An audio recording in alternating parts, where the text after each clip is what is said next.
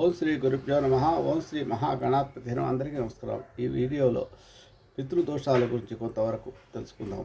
పితృదోషాలంటే ఎవరింట్లో అయితే వివాహాలు ఆలస్యం అవుతున్నాయో, అలాగే ఏవో గొడవలు అన్నదమ్ముల మధ్య కానీ, తల్లిదండ్రుల మధ్య కానీ, భార్యాభర్త మధ్య గొడవలు ఉంటాయో, ఎప్పుడూ అశాంతితో ఉంటారో, ఏదో ఒక కారణం చేత ఏ పని ప్రారంభించినా కూడా మధ్యలో ఆగిపోతుందో, అలాగే ఏవో రకరకాల కష్టాలు వస్తుంటాయి. ఇవన్నీ కూడా మనం గుర్తించాలి, పితృదోషాల వల్లే వస్తున్నాయనే విషయాన్ని.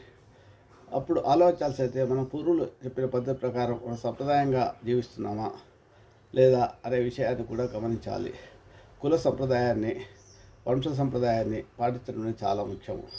అలాగే జాతకాన్ని కూడా వీలైతే ఉంటే పరిశీలించుకుంటే కూడా మంచిది. జాతకంలో కూడా శని గ్రహం యొక్క దృష్టి పితృ కారకుడైన రవి పైన ఉన్నా కూడా, భాగ్యాధిపతి పైన ఉన్నా కూడా ఇలా పితృదోషాలు ఏర్పడే అవకాశాలు ఎక్కువగా ఉంటాయి. ఈ పితృదోషాలకు మళ్ళీ ఏం చేయాలి అని పరిశీలిస్తే, ముఖ్యంగా మనం ఈ జన్మ అంటూ మనకిచ్చింది మన తల్లిదండ్రులు, ఆ తల్లిదండ్రులకు జన్మ ఇచ్చింది వారి తల్లిదండ్రులు, వారి జన్మ ఇచ్చింది తల్లిదండ్రులు, ఇలా 7 తరాలుగా మనకు పూర్వులు వస్తూ ఉంటారు. వీళ్ళ రుణం ఎలా తీర్చుకోవాలి మనం అనే విషయానికి వస్తే, ముఖ్యంగా ప్రతి సంవత్సరము పితృదేవతలకు కొంత శాంతి చేయాల్సి ఉంటుంది. ఆ శాంతి ఏంటంటే, ప్రతి సంవత్సరం కూడా వారు చనిపోయిన రోజు ఒక సద్బ్రాహ్మణుని పిలిచి ఏదైనా, లేదా మీరే వెళ్ళి ఒక గుళ్ళో కానీ మఠంలో కానీ ఒక సద్బ్రాహ్మణునికి స్వయంపాకం ఇవ్వాలి.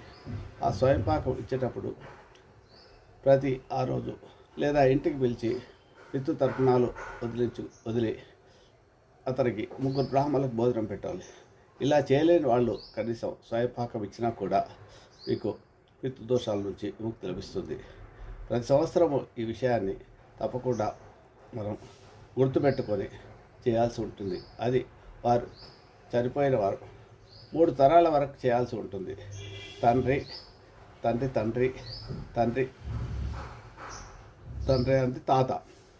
తాత ముత్తాత ముగ్గురికి చేయాల్సి ఉంటుంది. అలాగే తల్లి తరపున తల్లి యొక్క అత్తగారు, అత్తగారి యొక్క అత్తగారు, ఇలా ముగ్గురికి చేయాల్సి ఉంటుంది. అలాగే తల్లికి సంబంధించిన, తల్లిని జన్మ ఇచ్చిన తాతగారి గురించి కూడా తర్పణం ఇవ్వాల్సి వస్తుంది, వారి పేరు మీద కూడా. అలాగే తాతగారి భార్య అంటే అమ్మమ్మ గురించి తర్పణాలు ఇవ్వాల్సి ఉంటుంది, స్వయంపాకం